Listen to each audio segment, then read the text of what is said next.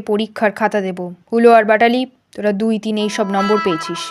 আর সবাইকে বলা হচ্ছে সবাই যেন এক্সামের খাতা তাদের বাবা মাকে দিয়ে সই করিয়ে নাম্বার পেয়েছি সেটা মাসিকে দেখালে আর রক্ষে থাকবে না রে। আইডিয়া রে।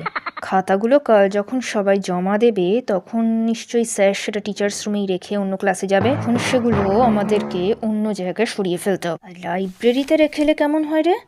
হ্যাঁ, লাইব্রেরিতে এই সমস্ত বইয়ের মধ্যে ঢুকিয়ে দিও। লাইব্রেরিতে যাব, বাংলা বইটা এসেছে কিনা দেখতে হবে। এ কি রে বল্টু, তো দেখছি এক্সাম পেপারের খাতা। কি হচ্ছে?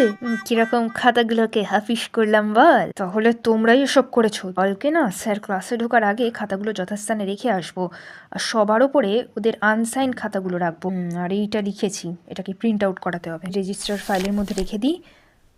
এই তো খাতাগুলো। এটা আবার কি? আমাদের ভুল ক্ষমা করে দিন স্যার, আমরা কম নম্বর পেয়েছি তাই এসব করা। হুলো আর বাটালি।